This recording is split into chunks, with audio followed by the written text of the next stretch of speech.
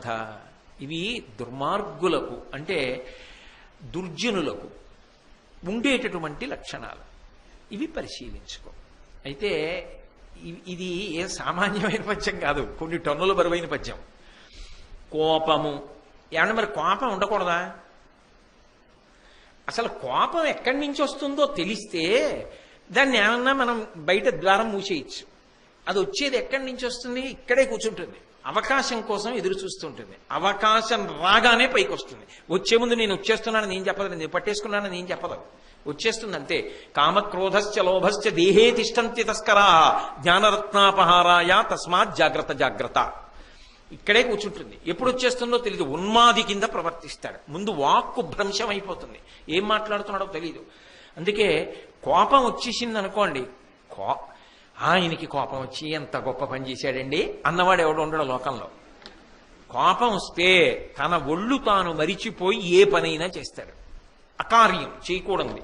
క్రుద్ధ పాపం న కుర్యాత్క క్రుద్ధో హన్యాద్గురూనపి క్రుద్ధ పరుషయా వాచ నరం సాధు నధిక్షిపేత్ అంటారు రామాయణంలో హనుమ సుందరకాండలో. క్రుద్ధ పాపం న కుర్యాత్క, బాగా క్రోధం వచ్చేసిన వాడికి ఇది తప్పు అన్న భావన అసలు ఉండదు. నకుర్యాత్క క్రుద్ధో హన్యాద్గురూనపి, ఎదురుగుండా ఉన్నవాడు గురువు అంటే పెద్దవారు అని ఆలోచించడు, ఆయనని చంపేయడానికి కూడా వెనకాడు. క్రుద్ధో హన్యాద్గురూనపి క్రుద్ధ పరుషయా వాచ, ఆ కోపం వచ్చేసిన వాడి మాట అదుపు తప్పిపోతుంది. వెంటనే ఏకవచన ప్రయోగం చేస్తాడు, మురే అంటాడు, నిందావాక్యములను పలుకుతాడు. అసహ్యకరంగా, అనాగరికంగా, సంస్కృతి రహితంగా మాట్లాడడం మొదలు పెడతాడు. క్రుద్ధ పాపం నకుర్యాత్క క్రుద్ధో హన్యాద్గురూనపి క్రుద్ధ పరుషయా వాచ నరం సాధు నధిక్షిపేత్. ఎంత గొప్పవారు కానివ్వండి, అధిక్షేపించి వాడెంత అని ప్రవర్తిస్తాడు. కోటి జన్మలెత్తి ఆయన సాటి కాగలనా? అది సాత్వికంగా ఉంటే వచ్చే ఆలోచన. ఆ క్రోధం వచ్చిందనుకోండి అసలు ఆ ఆలోచన రానివ్వదు, మనిషిని పశువుని చేసేస్తుంది. కాబట్టి ధన్యాస్తే పురుష శ్రేష్టా ఏ బుద్ధ్యా కోపముద్ధితం నిరుంధంతి మహాత్మానో దీప్తమగ్ని వివాంభస. అగ్ని రగులుతోందనుకోండి, దాని మీద నీళ్లు పోసినవాడు ప్రాజ్ఞుడు, దాన్ని ఆర్పుతాడు. అలాగే ధన్యాస్తే పురుష శ్రేష్టా ఏ బుద్ధ్యా కోపముద్ధితం నిరుంధంతి మహాత్మానో దీప్తమగ్ని వివాంభస. అగ్నిని నీటితో చల్లార్చినట్టు అంతఃపరిశీలనం చేత తన కోపాన్ని తాను తగ్గించుకున్నవాడెవడో వాడు ధన్యాస్తే పురుష శ్రేష్టా, వాడు ధన్యాత్ముడు. అయితే ఎలా కోపాన్ని పరిశీలించడం? అది వచ్చి పట్టేసుకున్నాక పరిశీలించడం ఎలా అంటే, కోపం వచ్చినటువంటి సందర్భంలో కానీ కోపానికి వశపడిపోతున్నాను ఊగిపోతున్నాను అనుకున్నప్పుడు కానీ మొట్టమొదట నువ్వు ఒక్కడివే కూర్చో. అసలు ఎవరితో అన్వయం కావద్దు, ముందు ప్రశాంత పడిపో, ఒక్కడివే కూర్చో. కూర్చుని ఒక విషయాన్ని ఆలోచించు. మంచిదే, కోపం తెచ్చుకున్నాను, ఎందుకు కోపం వచ్చింది? అవతల వారు తప్పు చేశారు కనుక. మంచిదే, అవతల వారు తప్పు చేశారు కాదు అంటే ఒప్పుకుంటాడు ఆ సమయంలో? ఖచ్చితంగా సత్యమే, అవతల వాడు తప్పు చేశాడు కాదన్నా. అయితే తప్పు చేసిన వాడికి శిక్ష వెయ్యడానికి తప్పు చేయని వాడైతేనే అధికారం. నీ జీవితంలో ఎప్పుడూ నువ్వు తప్పు చేయలేదా? నిరుంధంతి మహాత్మానో దీప్తమగ్ని వివాంభస. ఇప్పుడు అగ్ని మీద నీళ్లు పోస్తున్నాడు. నువ్వెప్పుడూ తప్పు చేయకపోతే అవతల వారికి శిక్ష వెయ్యి. ఇంగ్లీష్లో ఒక ప్రొవెర్బ్ ఉంది, polluted hands cannot touch the pure fountain of justice అని. నా చేతులే మలినంగా ఉంటే నేను పరిశుద్ధమైన న్యాయపాత్రను ఎలా ముట్టుకుంటాను? ముట్టుకోలేను, మలినమవుతుంది ఆ నీరు కూడా. అలాగే నేను ఏ తప్పు చేయని వాడనైతే వాడు తప్పు చేశాడని చెప్పాలి. నేను చేయలేదా? ఇవ్వాలంటే విదురునీతి చెప్తున్నా, ఏ తప్పు జీవితంలో చేయలేదా? పరమేశ్వరుడు యొక్క అనుగ్రహం చేత భయంకరమైన దోషాలు ఎప్పుడూ చెయ్యలేదు. కానీ సూర్యోదయం అయిపోయినా కూడా లేవకుండా నిద్రపోయిన రోజు లేదా? సూర్యాస్తమయం అవుతున్నా కూడా నిద్రపోకూడదని తెలిసి నిద్రపోయిన రోజులు లేవా? ఉన్నాయి, కొన్ని తప్పులు చేసిన ఉన్నాయి. కానీ భయంకరమైన దోషాలు మాత్రం పరమేశ్వరుడు అనుగ్రహం వల్ల నేను ఎన్నడూ చెయ్యకుండా నన్ను గట్టెక్కించాడు. ఇంతకాలం నా జీవితాన్ని గట్టెక్కించిన వాడు శేష జీవితాన్ని గట్టెక్కించడా? కాబట్టి నిరుంధంతి మహాత్మానో దీప్తమగ్ని వివాంభస. నువ్వు పరిశీలనం చేసుకో. కోపము వచ్చినప్పుడు అవతలవాడు తప్పంటున్నావు కదా, నువ్వు ఏ తప్పు చేయలేదా? మొదటి ప్రతిపాదన. అగ్ని కొంచెం తగ్గింది, చెంబుడు నీళ్లు పోసావు, ఇప్పుడు తగ్గింది కదా, కాస్త దగ్గరికి వెళ్ళచ్చు, భయం లేదు. ఇప్పుడు ఇంకో చెంబుతో నీళ్లు తీ. ఏమిటా రెండో చెంబుతో నీళ్లు? ఒకడు తప్పు చేశాడు, శిక్ష వేసి మార్చగలవా? 4 ఈడ్చి చెంప మీద కొట్టావు, మారతాడని నమ్మకం ఉందా? నన్ను కొడతాడా అని వాడి మరింత క్రౌర్యాన్ని పొందొచ్చు, చెప్పలేవు. కానీ ప్రేమ మాత్రం శాశ్వతమైనటువంటి పరిష్కారాన్ని తీసుకొచ్చి తీరుతుంది. ప్రేమ అంటే నేను సినిమాల ప్రేమ చెప్పట్లేదు. శాంతియుతమైన వాక్కు, నిజంగా అవతల వాళ్ళ అభ్యున్నతి గురించి, అయ్యో తప్పు చేశాడా, ఈయన ఈ తప్పు ఇక మళ్ళీ మళ్ళీ చెయ్యకుండా ఈయనని భగవంతుడు అనుగ్రహించుగాక, ఈయనకి సంస్కార బలమును పరదేవత ఇచ్చుగాక అని నేను త్రికరణ శుద్ధిగా భగవంతుణ్ణి ప్రార్థన చేశాననుకోండి, అది ప్రేమ. తప్పు చేసిన వాడి పట్ల కూడా ప్రేమతో ఉండి, నిజంగా అంత తప్పు చేసిన వాడు నీ దగ్గరికి వచ్చి నిలబడ్డాడు అనుకో, ఏ కారణానికైనా, నువ్వు అంత ప్రేమగా దేనికండి ఇలాంటి పనులు అని ప్రేమగా మాట్లాడితే వచ్చేటటువంటి పరిష్కారం ఏదున్నదో అది జీవితాల్ని ఒబ్బిడి చేస్తుందేమో కానీ కోపమునకు కోపము చేత చేసినటువంటి ప్రతీకారము శాశ్వత పరిష్కారము కాదు. అవతలవాడు బుద్ధి తెచ్చుకుని మారితే ఏమో నేను చెప్పలేను, కానీ అన్ని వేళలా పరిష్కారం అవుతుందని చెప్పడం కుదరదు. అహంకారము దాన్ని మరింత పతనం అవడానికి కారణం చెయ్యొచ్చు. ప్రేమ చేసినది కోపము చెయ్యదు. ఎందుకు ఈ కోపం నాకు, కాబట్టి నేను కోపం వదిలి ప్రేమను ఆశ్రయిస్తాను అన్నారనుకోండి, ఉత్తర క్షణంలో ఆ కోపం తగ్గుతుంది. అందుకే ప్రేమ భావన పొందాలి వెంటనే. మీకు ఒక ఉదాహరణకి చెప్తున్నాను సుమండి. ఏదో నా భార్య మీద నాకు కోపం వచ్చింది అనుకో, ఏదో చిన్న దోషం చేసింది, నాకు కోపం వచ్చింది. కోపం రాగానే ఏమనిపిస్తుంది? అప్పుడు తన యందు లేని దోషములు కూడా ఉన్నట్టుగా నాకు కనిపిస్తుంది, ఇలాగే చేస్తుంది. అప్పుడు అధికారం ఉందిగా భర్త, ఏదో అనాలనిపిస్తుంది. అప్పుడు ఎంతటి ప్రేమైకమూర్తి, నీ జీవితంలో కష్టసుఖాల్లో నీతో ఎలా కలిసి నడిచింది, ఎన్నిసార్లు నీ మనశ్శాంతికి ఆమె కారణం, అసలు జీవితంలో నువ్వు ఊంచుకుని నిలబడడానికి ఆమె నీకు ఎంత ఆధారభూతమైంది. అటువంటిది ఒక చిన్న దోషం చేస్తే అంత విరుచుకు పడిపోవాలా నువ్వు? ప్రేమగా, ఏమి ఇలా చేసావు, జాగ్రత్తగా చూడు అని ఒక మాట అనలేవా అని నేను అనుకున్నాను అనుకోండి, ఆమె యందున్న ప్రేమని స్మరించాను అనుకోండి, నేను ప్రశాంతంగా ఉంటా, నా వాక్కుకు పారుష్యం ఉండదు. అందుకే ఇది పరిశీలనం చేసుకుని విడిచిపెట్టే ప్రయత్నం నువ్వేమైనా చేస్తున్నావా? లేకపోతే నాకండి చాలా కోపం వస్తుందండి, అందుకే హడిలిపోతారు నన్ను చూస్తే, అదో పెద్ద గొప్ప విశేషమా? నేను ఇలా వస్తున్నాననేటప్పటికే పిల్లలకి హడల్, మా ఆవిడికి హడల్, నేనున్నంతసేపు ఇంటెన్సివ్ కేర్ యూనిట్లా ఉంటుంది మా ఇల్లు. ఏమిటి దానివల్ల గొప్ప? ఏమిటది గొప్ప?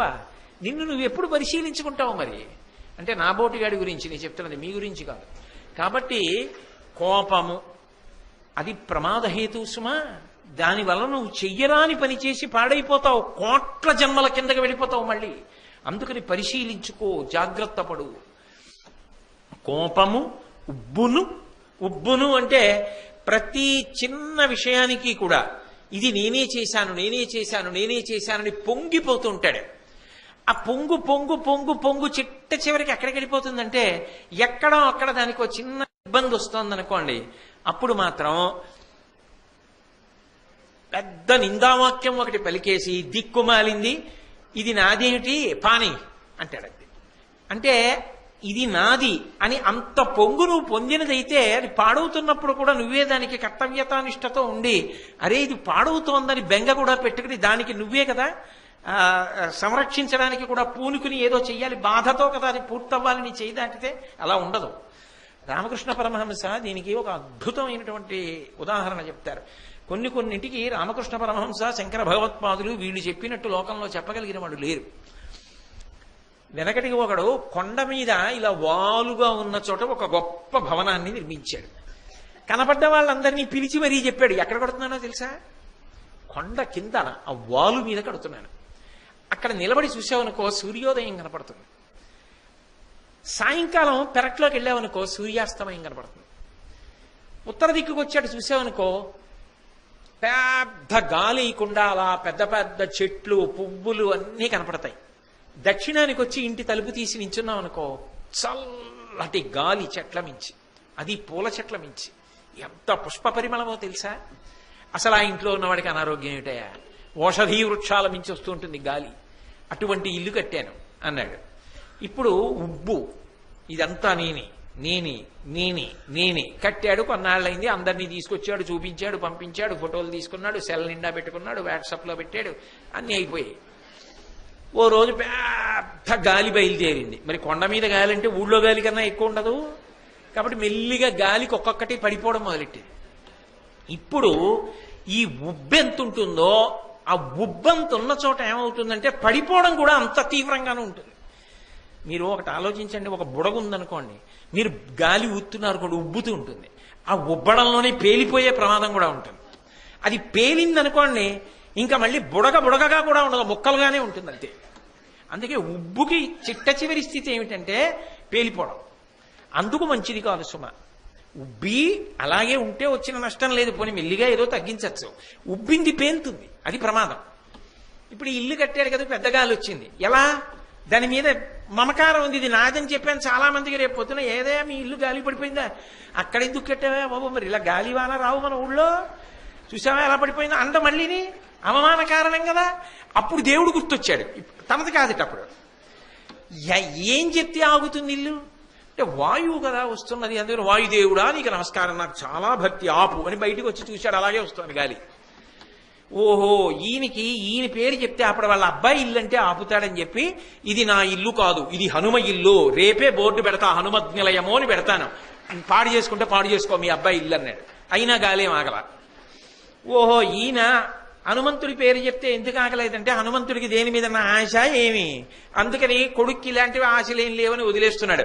కానీ రాముడి ఇల్లు అంటే హనుమ ఒప్పుకోడు, కాబట్టి రాముడి ఇల్లు ఎలా పడగొడతావు నానా అని తండ్రిని అడుగుతాడు. అందుకని ఇది శ్రీరామ నిలయం అన్నాడు. ఏం ఊరుకోలేదు గాలి, బ్రహ్మాండమైన గాలి వచ్చి పెళ్ళమని అన్ని పడిపోతున్నాయి, బయటికి పోయి నిచ్చిని. ఇది రాముడిది కాదు, హనుమంతుడిది కాదు, దయ్యం గొప్ప అని వెళ్ళిపోయాడు. అదేంటి మరి కట్టినప్పుడు అంత గొప్పగా అన్నావు, పోయేటప్పుడు దయ్యం కొంప అంటున్నావు అంటే ఉబ్బు అలా ఉంటుంది, పేలిపోవడం. కాబట్టి ఉబ్బొద్దు దేనికి. దానికి పరిష్కారం ఏమిటి అంటే పొందకుండా ఉండలేవు గృహస్థాశ్రమంలో. మా అబ్బాయి అనకుండా ఎలా ఉంటావు, మా అమ్మాయి అనకుండా ఎలా ఉంటావు, మా ఇల్లండి అనకుండా ఎలా ఉంటావు, నేనేనండి ప్రవచనం చేసింది అనకుండా ఎలా ఉంటావు, అనుకో. కానీ అన్నిటికీ విరుగుడు మనసులో మాత్రం ఒకటి అనుకుంటూ ఉండు ఎప్పుడు, ఇవన్నీ ఈశ్వరుడు నాకు ఇచ్చినవి అనుకుంటూ ఉండు. ఇవన్నీ భగవంతుడు ఇచ్చాడు నాకు, భగవంతుడు నాకు ఇచ్చి ఆయన ఎంతో సంతోషంగా నా చేత ఇవన్నీ చేయిస్తున్నాడు. ప్రవచనం నేను చేయడం ఏమిటి, మహానుభావుడు విదురుడు గురించి చెప్పవలసి వస్తే నేనా చెప్పగలిగిన వాడిని, ఏం తెలుసని చెప్పను. ఆ విదురుడు అనుగ్రహించి చెప్పించాడు నా చేత. పగలంతా వర్షం, సాయంకాలం పిచ్చి పిల్లలందరూ వింటారని ఆగిపోవడం ఏమిటి, అది భగవద్ అనుగ్రహం అని అనుకున్నాను అనుకోండి. ఉబ్బు లేడు, పేలడం లేదు, రెండూ లేవు. దానికి కారణం వాడు, కాబట్టి వాడు ఉబ్బవలసిన వాడు, వాడికి ఉబ్బడం ఉందేమో కానీ పేలడం లేదు, కాబట్టి గొడవే లేదు. కాబట్టి నీ మీద పెట్టుకోకు, వాడి మీద పెట్టు. కొడుకు మంచివాడు, నా గొప్ప కాదు, మంచి కొడుకుని కందామని సంకల్పాలు ఉంటాయేమిటి, కొడుకుని కందామని సంకల్పం ఉంటుంది. కానీ ఈశ్వరానుగ్రహం మాట వినే కొడుకునిచ్చాడు. ఈశ్వరానుగ్రహం స్వగృహేని సంకల్పం చెప్పుకొని ఏ చిన్న ఇల్లు, ఓ చిన్న ఇల్లుంది కాకినాడలో. ఈశ్వరానుగ్రహం ఒకళ్ళ దగ్గర చేయి చాపన అవసరం లేకుండా హాయిగా న్యాయంగా సంపాదించుకు తినడానికి భగవంతుడు ఉద్యోగం ఇచ్చాడు. ఈశ్వరానుగ్రహం అనుకూలవతినైన భార్యనిచ్చాడు. నీకున్న వాటి గురించి నువ్వు సంతోషించవు, కానీ అది ఈశ్వరానుగ్రహం అంటూ. అప్పుడు నువ్వు పేలిపోవడానికి, పొంగిపోవడానికి కారణాలు ఉండవు. ఉబ్బుని పరిశీలించడానికి అది కారణం అవ్వాలి. కానీ చేయకూడని పనులన్నీ చేసేసి ఇవి చేయడానికి ఈశ్వరుడే నాకు అవకాశం ఇచ్చాడని మాత్రం అనకూడదు. అలా అన్వయం చేయడాన్ని శాస్త్రం అంగీకరించాడు. కాబట్టి ఈ ఉబ్బుని పరిశీలించుకోవడం వచ్చిందనుకోండి, అఘటనాఘటన కార్యములు కూడా అవుతాయి. ఎందుకంటే ఉబ్బు లేకపోవడమే ఈశ్వరానుగ్రహానికి కారణం. నీకు ఒకప్పుడు సంతోషించే కారణాలు ఉన్నాయి కానీ దుఃఖపడడానికి కారణాలు లేవు. అప్పుడు నువ్వేమన్నావు, ఇది నాది కాదు నీ వల్ల అన్నావు. అదే ఈశ్వరుడు సంతోషించడానికి కారణం. కష్టం వచ్చినప్పుడల్లా గుర్తొచ్చి, సుఖంగా ఉన్నప్పుడు మాత్రం ఎప్పుడూ గుర్తురాననుకోండి, చిరాకేస్తుందా వేయదా? మరి అటువంటప్పుడు భగవంతుని యొక్క ప్రీతికి కారణం కూడా ఏమిటి అంటే సుఖ దుఃఖముల యందు ఒక రకమైన భావన, రెండిటి యందు ఆయనే గుర్తు రావడం. అప్పుడు ఉబ్బడానికి ఉండదు, పేలిపోవడానికి ఉండదు. నేను మీకు దానికి విరుగుడుగా ఉదాహరణ చూపించాలి అంటే రామకృష్ణ పరమహంసే ఒకప్పుడు ఒక మాట చెప్తారు. ఒక వ్యక్తికి కొడుకున్నాడు, ఒక్కడే కొడుకు.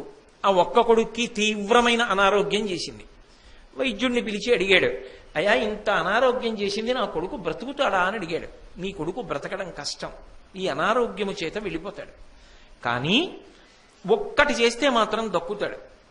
మనిషి యొక్క పుర్రెలో అంటే ఎప్పుడో సహజంగా చచ్చిపోయిన వాడిని కాల్ చేసిన తర్వాత మిగిలిపోయిన పుర్రె అని నా ఉద్దేశం. ఆ పుర్రె చేత్తో పట్టుకుంటే స్వాతి చినుకు అందులో పడాలి. పుర్రెలో స్వాతి చినుకు ఎక్కడ పడుతుందని పరిగెడతావు? స్వాతి చినుకు పుర్రెలో పడాలి. అందులో కొద్దిగా స్వాతి చినుకులు పడి నీరు పడిన తర్వాత ఒక భయంకరమైన త్రాచుపాము విషం 2-3 చుక్కలు అందులో పడాలి. ఈ నీళ్లు పుర్రెలో కలిపినవి పట్టుకొచ్చి నీ కొడుక్కి రేపటి లోపల పడితే బతుకుతాడు. ఆయనకి కొడుకునిచ్చినప్పుడు భగవంతుడే అన్నాడు, కష్టం వచ్చినప్పుడు భగవంతుడే, ఇప్పుడు ఆయనే కాపాడాలి నన్ను అన్నాడు. ఆయనకి ఉబ్బు లేదు, పేరడం లేదు. ఒకవేళ ఇవ్వలేదు అనుకోండి, ఇచ్చింది బొమ్మన ఆయన పట్టుకుపోయాడు అంటాడు. కాబట్టి ఇప్పుడు ప్రయత్నం నాది, ఫలితం ఈశ్వరుడు ఇవ్వవలసింది. ఏదో వెళ్ళాడు, ఊరికి దూరంగా పోతే అనుకోకుండా ఓ చెట్టు కింద ఓ పుర్రి కనపడింది. ఆ పుర్రిలో చేత్తో పట్టుకున్నాడు. ఇదేమిట్రా ఆశ్చర్యం, పుర్రి కనపడింది, ఇవాళ స్వాతి నక్షత్రం, చినుకులు పడతాయన్నారని. స్వాతి నక్షత్రంలో చినుకులు పడ్డాయి. పుర్రెలో 3-4 చినుకులు పడి నీరు ఒక్క చుక్క చేరింది. అలాగా ఓ చెంచాడు నీరు వచ్చింది. ఎంత ఆశ్చర్యం, ఈశ్వరానుగ్రహం అని చూస్తున్నాడు. ఈలోగా ఆ పక్కనే చెట్టు తొర్రలో పడుకునుంది ఒక త్రాచుపం. దూరంగా ఒక కప్ప కనపడింది. దాన్ని పట్టుకుందామని చెప్పి త్రాచుపం పడగ విప్పింది. ఆ కప్ప ఆ వ్యక్తి ఇలా పట్టుకుని ఉన్నాడు కదా పుర్రే, ఆ కప్ప పాము కొడుతుందేమో అని దూకడం కోసం ఈ చేతి మించి దూకింది. ఈ దూకడంలో పాము కూడా కప్పని పట్టుకుందామని ఒక్కసారి ఎగిరి పుర్రె మించి కప్ప కోసం దూకింది. ఆ దూకడంలో కప్పని పట్టుకుంటాననుకుంటూ దూకుతోంది కాబట్టి దాని యొక్క కోరలలోంచి 2-3 విషపు చుక్కలు పుర్రెలో పడ్డాయి. పాము కప్ప వేపుగా పడి పట్టుకుని వెళ్ళిపోయింది. ఈయనకి కపాలమునందు స్వాతి చినుకులతో కూడినటువంటి నాగుపాము యొక్క విషం, త్రాచుపాము విషం దొరికిందా లేదా? పరిగెత్తుకుంటూ ఇంటికి వచ్చాడు. ఎలా దొరికిందిరా అని వైద్యుడు 3 చుక్కలు పిల్లాడికి వేశాడు. లేచి కొడుకు కూర్చున్నాడు. ఇప్పుడు ఉబ్బు లేని చోట పగలిపోవడం కూడా లేదు. రెండిటి యందు ఈశ్వరానుగ్రహమే నిలబడింది. ఇది జీవితంలో అలవాటు కాకపోతే అన్నిటికీ కర్తృత్వం నీ మీద పెట్టేసుకుని పొంగిపోతే పేలిపోవడం కూడా నీదే అయిపోతుంది. అలా వద్దు సుమా. అది కాపురుష గుణంబులండ్రు. వాడు శాశ్వత కీర్తిని సంపాదించలేడు. కాబట్టి ఆ ఉబ్బిపోవడం అన్న లక్షణాన్ని పక్కన పెట్టి అప్పుడే వినయం నిలబడుతుంది. లేకపోతే అయిన దానికి కాందానికి నేనే కారణం అంటుంటే అది అహంకారానికి కారణమైపోతుంది. వాడిని ఎవరు పట్టుకోలేరు. ఇంకా దానివల్ల అందరికీ దూరం అవుతాడు. కాబట్టి కోపము, ఉబ్బును, గర్వము అంటే నేను మీతో మనవి చేశాను కదా, దానికి ఏ కారణం ఉండదు. నేను దానికి ఉదాహరణలు ఎందుకంటే చెప్పడం, దుర్యోధనుడిని మీరు చూడలా, సమసమాజంలో మీకు కనపట్టాలా? కొంతమంది ఉంటారు, అధికారిని ఏకవచన ప్రయోగం చేస్తాడు, ప్రభుత్వాన్ని నడిపే వ్యక్తిని ఏకవచన ప్రయోగం చేస్తాడు, మహాత్ముణ్ణి ఏకవచన ప్రయోగం చేస్తాడు, తండ్రిని ఏకవచన ప్రయోగం చేస్తాడు, పెద్దన్న గారిని ఏకవచన ప్రయోగం చేస్తాడు. ఒక్క తన గురించి చెప్పుకునేటప్పుడు మాత్రం బహువచనం మేము అంటాడు. ఏదో పెద్ద చక్రవర్తిలాగా నేనండం మేము అంటాడు. మీరు ఎవరి గురించి మాట్లాడండి, వాడా అంటాడంతే. అంటే అతను ఎందుకు అలా గర్వం అంటే దానికి ఏం కారణం ఉండదు. ఆయన ఇందులో గొప్పవాడు కాబట్టి ఆయనకి ఇంత గర్వం అంటే అని చెప్పడానికి ఏం ఉండదు. ఆయన తెల్లగా ఉన్నాడని గర్వమా, పొడుగ్గా ఉన్నాడని గర్వమా, చాలా గొప్ప కవిని గర్వమా, ఐశ్వర్యవంతుడిని గర్వమా, అధికారిని గర్వమా, లేకపోతే ఆయన ఏమైనా గొప్ప విద్వాంసుడా, గొప్ప గాయకుడా, వాద్య నిపుణుడా? ఏమీ లేదు. కానీ మరి ఎందుకు అలా ప్రవర్తిస్తాడు అంటే అంతే. ఆయన దృష్టిలో ఎవరు గొప్పవాళ్ళు కాదు, ఆయనే గొప్పవాడు. కానీ మహాత్ముల దృష్టిలో గొప్పదేమిటో తెలుసా? సమస్త సృష్టి. అసలు రామచంద్రమూర్తి రామాయణం మీరు చదవండి, 24,000 శ్లోకాలలో రాముడు ఏ ఒక్కడిని ఉద్దేశించి కూడా వీడు పనికి మాలిన వాడన్న మాట అనడు. అలా అంటే ఈశ్వర సృష్టి పనికి మాలింది అవుతుంది. ఓ పనికి మాలిన వాడిని ఈశ్వరుడు సృష్టించాడు. ఇప్పుడు ఆయన ఓ పనికి మాలినవాడు. ఎవడు పుట్టినా ప్రతి ప్రాణికి ఒక విలువ ఉంది. నేను ఉద్యోగంలో చేరినటువంటి కొత్తల్లో నాకన్నా ముందు 1 సంవత్సరం 2 సంవత్సరాలు ముందు చేరిన ఆయన ఒక ఆయన ఉండేవారు. శర్మ గారని ఒక పెద్ద ఆయన ఉండేవారు. మాకు ఆయన ఓ సెక్షన్లో పనిచేస్తుండేవారు. ఆ సెక్షన్కి ఆయన పెద్దవారు, కానీ అందరికీ చాలా గౌరవం శర్మ గారంటే. ఆయన ఇతను 2 కూతుళ్ళు పుట్టారు. కొడుకు కావాలని ఒక తాపత్రయం. ఏమో అందులో ఉన్న మంచి చెడు నేను మాట్లాడను. 3వ మాట కూతురు పుట్టింది. దిగాలుగా వచ్చాడు ఆఫీస్కి మధ్యాహ్నం. ఏదో లేచి వెళ్ళి అందరూ షేక్ హ్యాండ్ ఇచ్చి చాలా సంతోషం అండి, మీకు పాప పుట్టింది కదా, కంగ్రాచులేషన్స్ అంటున్నారు. ఏముందండి మళ్ళీ కూతురే అన్నాడు. ఏదో రాసుకుంటున్నారు శర్మ గారు. ఆయన ఇలారా అన్నాడు. వెళ్ళాడు. ఆయన ఏం పెద్ద మాట్లాడలేదండి. ఆయన ఇతన్నితో అన్నాడు, కళ్ళతోడు తీసి ఇలా పెట్టేసి, every child will bring its own fate, why do you worry, go అన్నాడు. మళ్ళీ అదే ఇంగ్లీష్లో చెప్పాలంటే ఐ గాట్ స్టన్డ్. కొడుకు అయితే ఉద్ధరించాడా అపకీర్తి తెచ్చినప్పుడు? కూతురైతే తక్కువ చేసిందా? మహాకీర్తివంతురాలు సీతమ్మ కాలేదా? ద్రౌపది కాలేదా? దమయంతి కాలేదా? Every child will bring its own fate, go away. నీకు అర్థం కాల? నీకంటే నీకని కాదు, ఆయనకి. ఎందుకయా ఏడుస్తావు?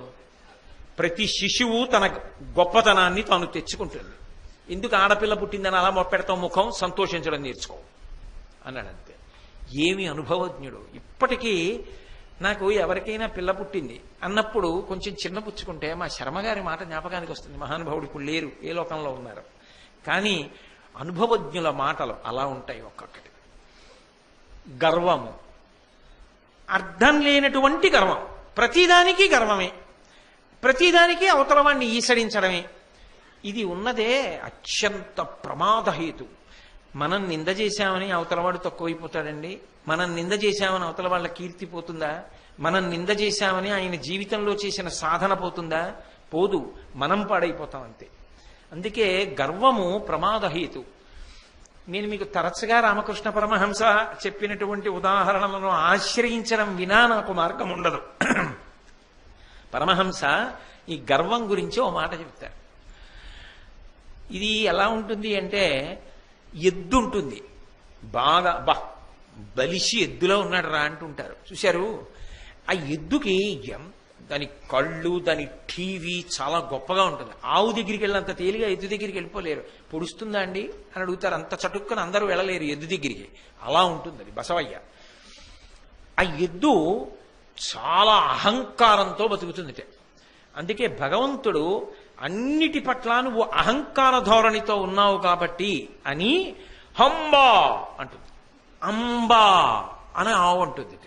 హంబా అంటే బెంగాలీ భాషలో నేను అని అర్థంట. నేను అని అహంకారం పొందింది కాబట్టి ఇక్కడే పుడుతుంది పుండు. పుడితే రైతు ఏం చేస్తాడంటే పెద్ద పుండు పుడుతుంది. మీరు ఎప్పుడైనా చూశారో లేదో నాకు తెలియదు, నా అదృష్టం ఏమిటో నాకే కనపడతాయి అలాంటివన్నీ. ఆ పుండుని ఒత్తిగిలిస్తారు. చర్మం ఇలా కదులుతుంది కదండి, మెడ మీద చర్మం కదులుతా పుండు ఒత్తిగిలించి కాడి పెడతారు, పెట్టి బండి నడుపుతారు. ఆ నడుస్తున్నప్పుడు ఈ పుండు ఏమవుతుందంటే కాడి పైకి లేచినప్పుడు కాడి కిందకు వస్తుంటుంది. అది పగిలి నెత్తురు వస్తూ ఉంటుంది. ఎంత బాధో! అది నడవలేకపోయింది అనుకోండి, వెనక తోక మిలి పెడతాడు బండివాడు. ఆఖరికి బండి కట్టడం అయిపోయి ఆ పోటు భరించలేక పడుకుంటుంది. వచ్చి క్యాకొచ్చి వాళ్తుంది. తోకకు అందదు. తల ఇలా విదిల్చింది అనుకోండి, పుండు నిప్పెడుతుంది. మళ్ళీ బండి కడతాడు. అంత బాధపడిన హంబా అండం మాత్రం మానవం. నేను అని గర్వపడినందుకు పెట్టేట ఈశ్వరుడిది. ఆఖరికి శరీరం పడిపోయింది. తోలు ఒలిచి డప్పు చేశారు, డప్పు కొట్టారు, డామ్ డామ్ డామ్ అంది. కానీ ఈశ్వర నువ్వు అన్న మాట అనలేకపోయింది. తోలు ఒలిచి డప్పు కొట్టి వదిలిపెట్లా. డప్పు వాయించవలసి వచ్చినప్పుడల్లా 4 గడ్డి పరకలు తీసుకొచ్చి మంట వేసి దాని దగ్గర పెడుతుంటారు. ఈ చర్మాన్ని తీసుకెళ్లి డప్పు కొట్టేవాళ్ళని మీరు చూశారో లేదో, మంటేసి దాని దగ్గర పెట్టి తర్వాత డప్పు కొడుతుంటారు. ఆ చర్మం మంట దగ్గర కాలుతూనే ఉంటుంది. అయినా డామ్ డామ్ డామ్ అంది కానీ నువ్వు అనలేకపోయింది. ప్రేగులు తీసి దండికి కట్టి దూది ఏకేటప్పుడు వేరొక కర్ర లాంటిది చేతిలో పట్టుకుని ఆ దూది మధ్యలో పెట్టి ఆ ప్రేగుని కొడతారు. కొడుతూ ఉంటే ఆ దూది పైకి రేగుతూ ఉంటుంది, మెత్తగా అవుతుంది, విచ్చుకుని. ఏకుతున్నారు అంటారు కదా దూదిని. ఆ ప్రక్రియ ఎందు ఏమవుతుందంటే ఆ ప్రేగు తూహు తూహు తూహు అంటుంది, అంటే నువ్వు నువ్వు నువ్వు అంటుంది. అప్పుడు ఎద్దు యొక్క జీవుడు మోక్షాన్ని పొందాడు.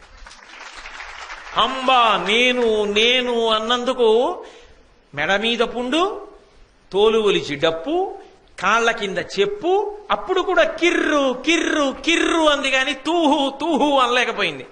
ప్రేగుని కొట్టినప్పుడు తూహు అంది. అప్పుడు తరించింది ఆ జీవుడు. ఎందుకు నేను నేను అని ఇలా చూపిస్తావు 10 మాటలు? ఇలా చూపించిన ఈ శరీరం సప్తధాతువులతో ఒకనాడు అమ్మ కడుపులో పడుకుంది చీకట్లో. బయటికి వచ్చిన తరువాత అన్నం తిని బయటికి వచ్చింది. అమ్మ పాలు పట్టింది కాబట్టి అమ్మదా? నాన్నగారి తేజస్సు వల్ల వచ్చింది కాబట్టి నాన్నగారిదా? బయట అన్నం తింటే నువ్వు బ్రతికావు కాబట్టి అన్నాన్ని సంపాదించి తెచ్చినటువంటి అన్నగారు మొదలైన వాళ్ళు ఉన్నారు, వాళ్ళదా? పెద్దవాడమైన తర్వాత ఉద్యోగం చేస్తే 4 రూపాయలు వస్తే తిన్నావు, ఆ ఉద్యోగం ఇచ్చి డబ్బిచ్చినటువంటి ప్రభుత్వానిదా ఈ శరీరం? చిట్ట చివర ముసలివాడి అయిపోతే పోషించినటువంటి కొడుకుదా?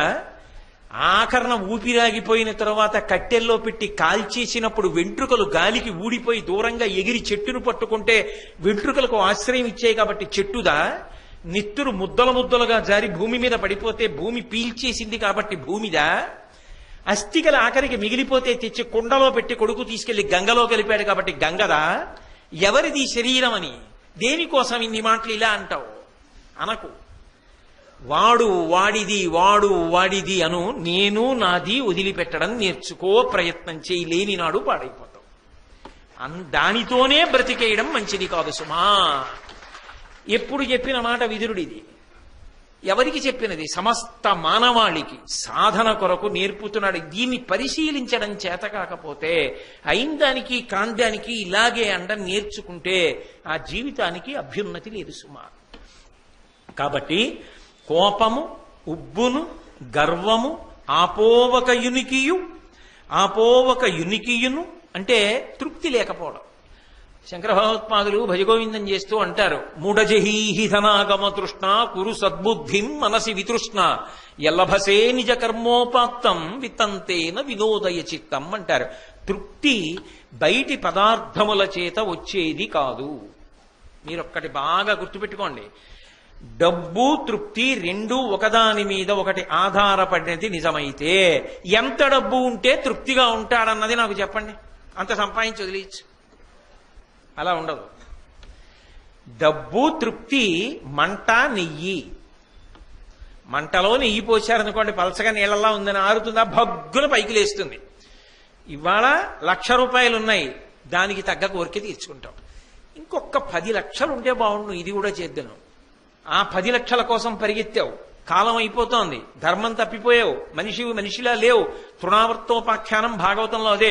గడ్డి పరకవైపోయావు, ఆశ తిప్పేస్తోంది, సుడిగాలిలా తిరుగుతున్నావు, కళ్ళు కనపట్టల్లా దుమ్ము పడిపోయింది, పరిగెడుతున్నావు, తెస్తున్నావు, మళ్ళీ ఇంకో కోరిక పుడుతోంది, మళ్ళీ పరిగెడుతున్నావు, మళ్ళీ తెస్తున్నావు, మళ్ళీ తీర్చుకుంటున్నావు, మళ్ళీ పరిగెడుతున్నావు. ఏది తృప్తి జీవితంలో? ఎంత సంపాదిస్తే తృప్తి? నేను సంపాదించగలిగినంత నా కొరకు, నా కొడుకు కొరకు, మనవల కొరకు, మునిమనవల కొరకు, ఇనుమనవల కొరకు, అంతేముందండి దానికి. అంటే వాళ్ళెవరేం చేయక్కర్లేదా? ఇదంతా తింటూ కూర్చోడమేనా? దానికి అర్థం ఉండక్కర్లేదా? ఒక కుక్క దాని పిల్ల తనంత తాను ఆహారం సంపాదించే వరకు పెంచుతోంది. ఒక పక్షి దాని పిల్ల అది ఆహారం సంపాదించుకునే వరకు పెంచుతోంది.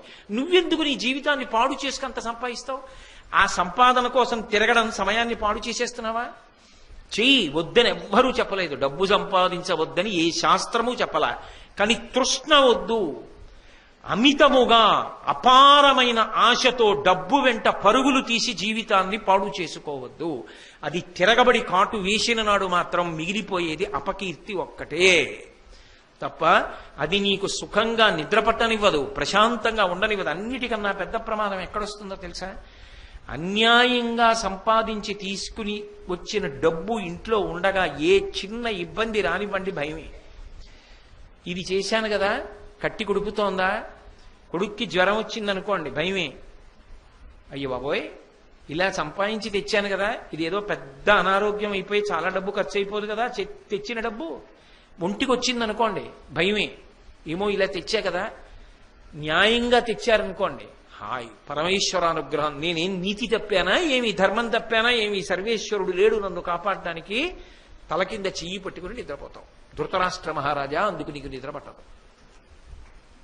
కాబట్టి తృప్తి అన్నది ఉండాలి. కొన్నిటి యందు తృప్తి ఉండడానికి వీల్లేదు. జీవితంలో ఆఖరి ఊరి వరకు తృప్తి ఉండకూడదు. కొన్ని ఏవి?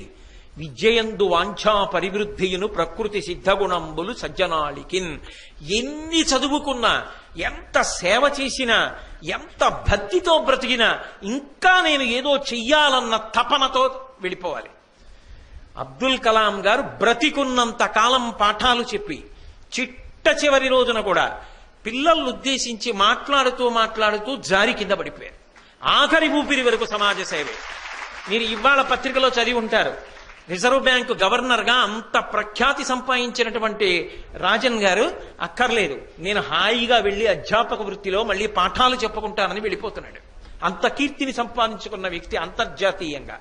నీ జీవితంలో డబ్బు సంపాదనకి ఒక వృత్తి అయితే, నీ ఆత్మసంతృప్తి కొరకు నీ జీవన విధానం ఉండాలి తప్ప, ఆత్మసంతృప్తి కొరకు జీవన విధానము లేకుండా కేవలము తృష్ణతో పరిగెత్తడానికి మాత్రమే నీ వృత్తి పనికొస్తే నీ జీవితం కల్మషభూయిష్టమైపోతోంది.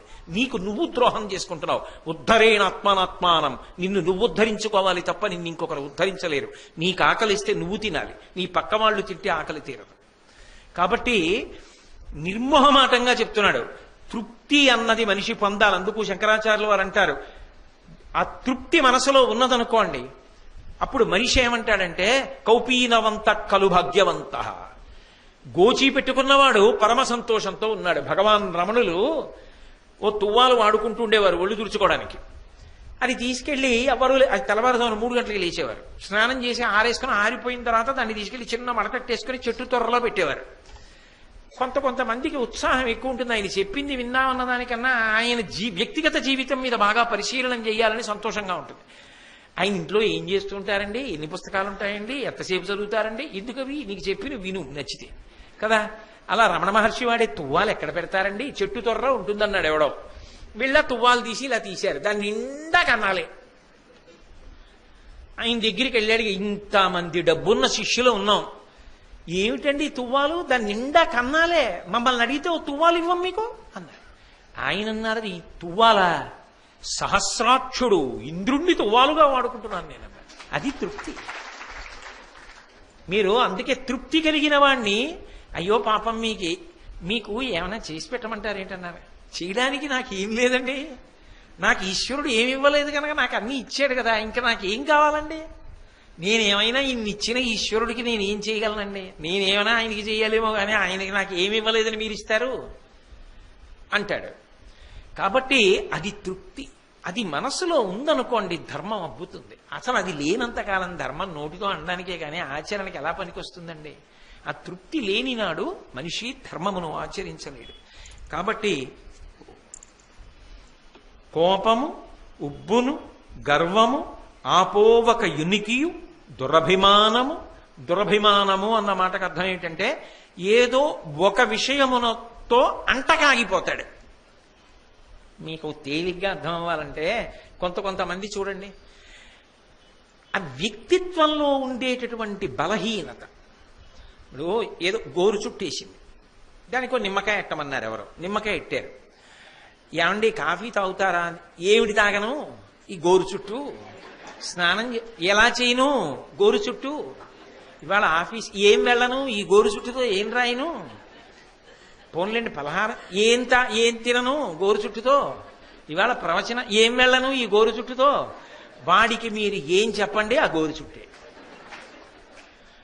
ఇంకొకడంటాడు, నాకు ఆఫీస్కి వెళ్ళి రాయలేకపోవచ్చు కానండి, ఇవాళ అంత కఠినుడు ఏం కాడు, మా అధికారికి చెప్తే పోన్లేవయా, ఇవాళ నువ్వు నోటితో చెప్పేవి చెప్పు నీ కింద ఉన్న వాళ్ళకి, ఇది ఇలా చెయ్యి అది ఇలా చెయ్యి అని చెప్పు చాలు. నువ్వు అంత తప్పనిసరి పరిస్థితి అయి సంతకం పెట్టవలసి వస్తే నీ పక్కవాడితో పెట్టిస్తా, సరేనా?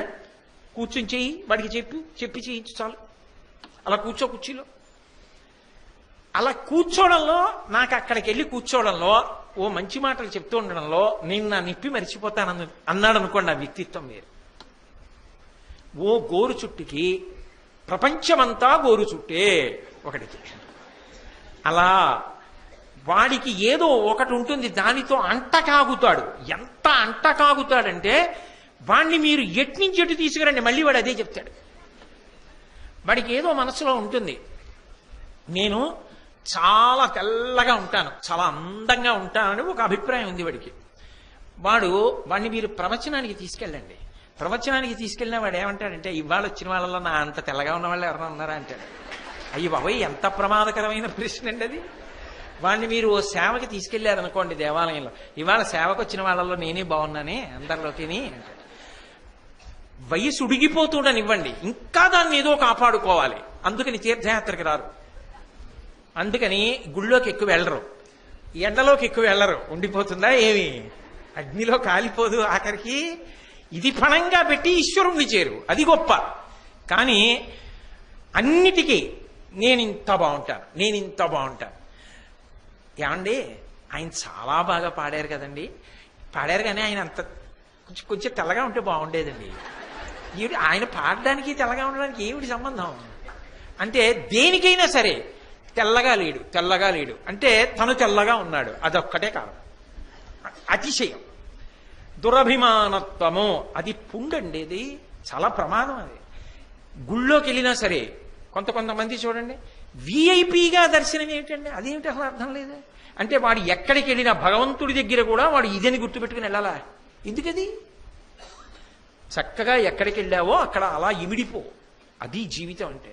ఇంటికి వెళ్ళావు, ఇంటికి వెళ్ళిన తర్వాత ఇంటికి వెళ్ళాక కూడా నేను ఈ అధికారిని అని ఇంటికి వెళితే అది ఏం బాగుంటుంది? ఇంటికి వెళ్ళాక భర్తగా వెళ్ళు, తండ్రిగా వెళ్ళు, ఎక్కడికి వెళ్ళావో అక్కడ ఇమిడిపో.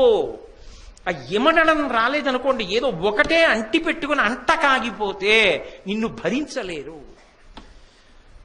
ఆఖరికి పదవీ విరమణ చేసేసి 10 ఏళ్ళు అయిపోయినా, ఏమండో ఒకసారి నీ పాపం చాలా రోజులు అయింది, ఆయన దగ్గర పనిచేశాను, వెళ్ళొద్దామండి. బాబాయ్ ఇప్పుడు కానీ వెళ్ళారంటే చంపేస్తాడండి, ఇప్పుడు మళ్ళీ మొదలెడతాడు, 1976లో నేను అప్పుడు ఉన్నప్పుడు అని మొదలెడతాడు, వదలడండోయ్ అంటారు. కొంతమందిని మీరు చూడండి, అది అంటుకుపోతుంది, శరీరానికి మనసుకి అంటుకుపోయి అది మొదలెడతాడు. ఏమైనా నువ్వు దగ్గర పనిచేసావు కదా, 76లో మనం పనిచేసినప్పుడు అని మొదలెడతాడు. ఎందుకది?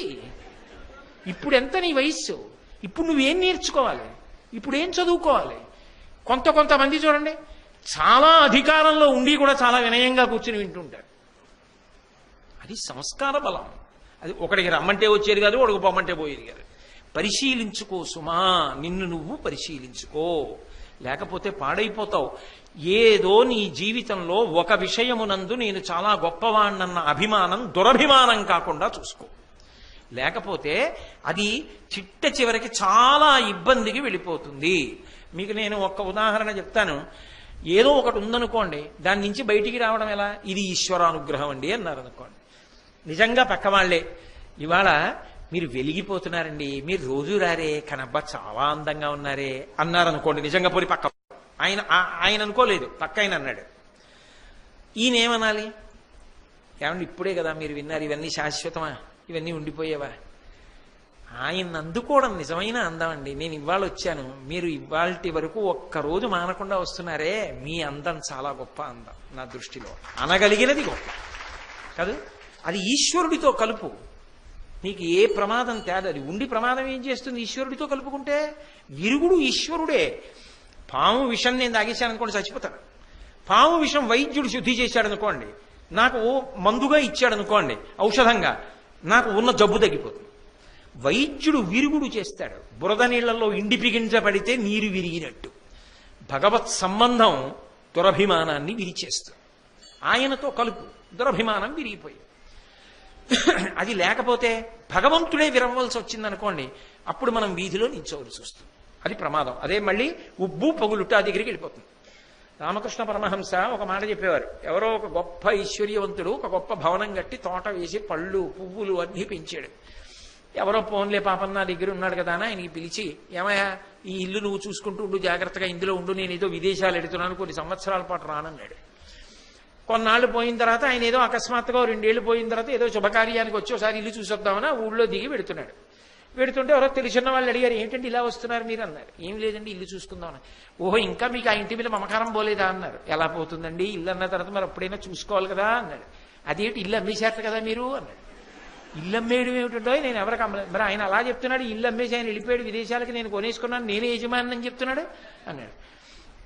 అలా వీధిలో పెడుతుంటే కనపడ్డ వాళ్ళందరూ చెప్పారు, ఇంతకు ముందు వచ్చినప్పుడు ఆయన ఎంత మంచివాడండి, పాపం మీరు ఇచ్చారని చెప్తుంటాడు అన్నారు. అప్పుడు చాలా యజమాని సంతోషించి 2 గదులు తాళం వేసినవి కూడా తాళాలు తీసి వాడుకోనిచ్చాడు. ఇప్పుడు కనపడ్డ వాళ్ళందరూ అమ్మేశారు కదండి అన్నాడు. ఇప్పుడు ఆయన లోపలికి వెళ్ళి అన్నాడు, దుర్మార్గుడా, నీ పెట్టొక్కటి పట్టుకుని ఏది పట్టుకొచ్చావో అదొక్కటి పట్టుకుని బయటికి పోముందు అని తాళం వేసేశాడు. ఇప్పుడు ఏమైంది, ఏ పెట్టితో వచ్చాడో ఆ పెట్టితో పోయాడు. ఎందుకని, నాది అన్నందుకు పోయాడు. నాది కాదు ఆయింది అన్నంతకాలం ఇంకో 2 గదులు కూడా ఇచ్చాడు. నీకు ఏదున్నా తప్పు లేదు, ఇది ఈశ్వరుడు ఇచ్చింది అన్నంతకాలం ఇంకో 2 గదులు కూడా ఇస్తాడు, ఇంకా ఇంకా ఇస్తాడు. ఇది నాదన్నప్పుడు తాళం వేసి బయటపోతాడు. ఇది తెలుసుకుని ఉండు, నీకు ఇబ్బంది లేదు. కాబట్టి కోపము, ఉబ్బును, గర్వము, ఆపోవకయునికియు, దురభిమానత్వము, అసలైనటువంటిది ప్రతి వాళ్ళు తెలుసుకోవలసినటువంటిది నిర్వ్యాపారత్వము. విదురుడికి కూడా అలసట ఉంటుంది కదా. రేపు సాయంకాలం మళ్ళీ 7 గంటలకి కలుసుకున్నప్పుడు విదురుడు మనను అనుగ్రహించుగాక. కోపము నుబ్బును గర్వము నాపోవక యునికియును దురభిమానము నిర్వ్యాపారత్వము అనునవి కాపురుష గుణంబులండ్రు కౌరవనాథ అని విదురుడు ధృతరాష్ట్ర మహారాజుతో చెప్తున్నాడు. అందులో కోపము, ప్రతి చిన్నదానికి ఉబ్బిపోయేటటువంటి గుణం ఉండడం, గర్వము, తృప్తి లేనటువంటి జీవితం, ఆపోవక యునికియు, దురభిమానము, ఏదో ఒక విషయాన్ని దృష్టిలో పెట్టుకుని ఆ విషయంలో నేను చాలా గొప్పవాణ్ణి అన్న భావన సర్వత్రా కూడా అన్వయం చేసుకుంటూ ఉండడం, దురభిమానము. అలాగే నిర్వ్యాపారత్వము. నిర్వ్యాపారత్వము అన్న మాటకు అర్థం ఏంటంటే ఏ పని చెయ్యకుండా కాలక్షేపం చేసేయడం. భగవంతుడిచ్చినటువంటి అపూర్వమైనటువంటి అవకాశాల్లో మనుష్య జీవితం ఒకటి. అది ఎంతకాలం ఉంటుంది అంటే చెప్పడం చాలా కష్టం. నిత్యమా జీవితము నీటిపై బుగ్గ అని. ఇంతకాలం ఉంటుంది అని ఎవరూ చెప్పలేరు. కానీ భగవంతుడిచ్చినటువంటి కాలాన్ని సద్వినియోగం చేసుకోకుండా కేవలముగా ఏదో ఊపిరితో ఉండడం కోసమే జీవితము అన్నట్లుగా బ్రతికేయడం మాత్రం దోషం. ఖచ్చితంగా సాత్వికమైన ఆహారం తీసుకోవాలి, వ్యాయామం చెయ్యాలి, శరీరాన్ని ఆరోగ్యంగా నిలబెట్టుకోవాలి. కానీ శరీరాన్ని ఆరోగ్యంగా నిలబెట్టుకోవడానికి ప్రయోజనం ఏమిటి? ఈ శరీరాన్ని సక్రమంగా ఎవరు ఉపయోగించుకుంటారో వాళ్ళు ఉత్తర జన్మలలో కూడా మళ్ళీ మనుష్య శరీరాన్ని పొంది భగవంతుణ్ణి చేరుకోవడానికి కానీ మరికొంత అభ్యున్నతిని పొందడానికి కానీ అవకాశం ఉంటుంది. అసలు ఎంతసేపు దీన్ని చాలా జాగ్రత్తగా ఉంచడం ఒకటే జీవితానికి లక్ష్యం అనుకోండి.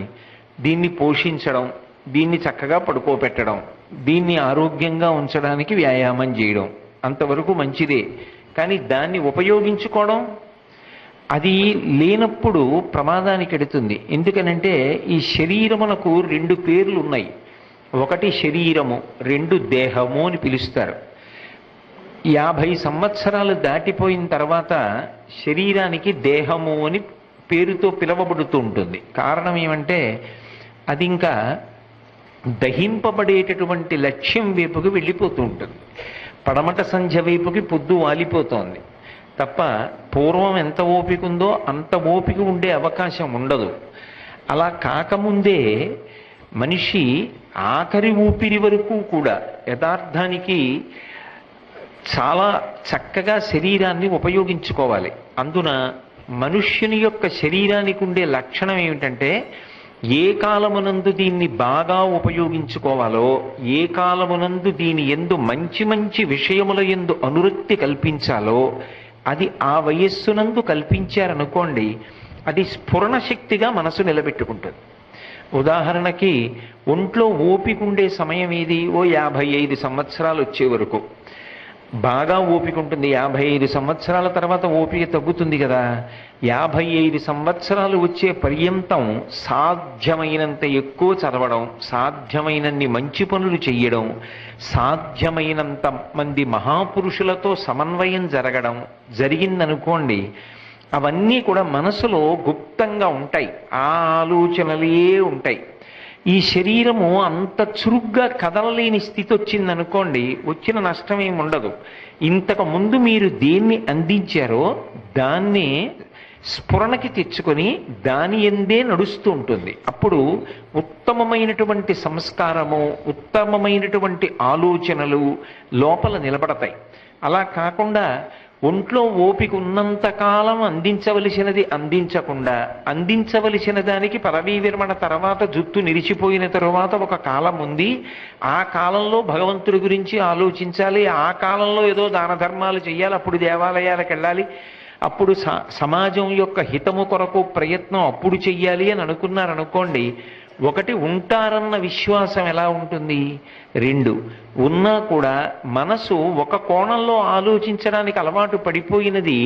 ఆ తర్వాత అకస్మాత్తుగా ఒక వయసు వచ్చేసిన తర్వాత ఆలోచించమంటే ఏం ఆలోచిస్తుంది, దానికి ఏముంది వెనకాతలు ఆలోచించడానికి సంస్కార బలం. అందుకని అలా ఉండకూడదు. ఏ ప్రయత్నము లేకుండా ఉండడం దోషం. అలాగని ఏ ప్రయత్నము లేకుండా ఉండకుండా ఏది మనసుకి అంటిన కారణం చేత ప్రమాదం ఏర్పడుతుందో అటువంటి వాటి యందు అభ్యాసము కలిగేటట్టుగా ప్రవర్తించడం కూడా దోషం. అటువంటివి అందించకూడదు. ఓ పసిపిల్ల ఉందనుకోండి, దీనితో ఆడకూడదు అని తెలియక కత్తిని పట్టుకుంటుంది, కత్తెరా పట్టుకుంటుంది, పదునైనటువంటి విషయాన్ని పట్టుకుంటుంది, దాంతో ఆడుకుంటానంటుంది. కానీ అమ్మ ఇవ్వదు. అమ్మ దాన్ని లాగేసి ఏడుస్తున్న పిల్ల చేతిలో యాపిల్ పండు పెడుతుంది, ఓ జామ పండు పెడుతుంది. కాసేపు ఆడుకున్న పిల్ల ఓ అమ్మ నన్ను యామార్చిందని తెలుసుకుని ఏడ్చిందనుకోండి, ఆ రెండూ తీసేసి పిల్ల చేతిలో ఓ వంకాయ లేకపోతే ఏదో ఓ బీరకాయ చేతిలో పెడుతుంది.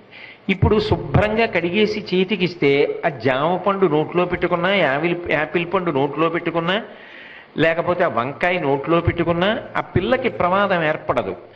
ఏది ప్రమాదమో తెలుసుకుని దానిని దూరం చేసి ఏది హితమో దానిని అమ్మ పసిబిడ్డకి ఇచ్చినట్టుగా మనసు తెలియక ఎన్నిటినో అడుగుతుంటుంది, అక్కర్లేని విషయాల్ని ఎన్నింటిలో అడుగుతుంది, అది దాని లక్షణం. కానీ పసిబిడ్డని లాలించినట్టు లాలించాలి. ప్రమాదానికి వెళ్ళిపోతావు. శరీరము అంతకాలము ఉండదు, ఉండమంటే ఉండేది కాదు. ఇంట్లో ఒక మూకుడుకున్నంత వయస్సు శరీరానికి ఉండదు.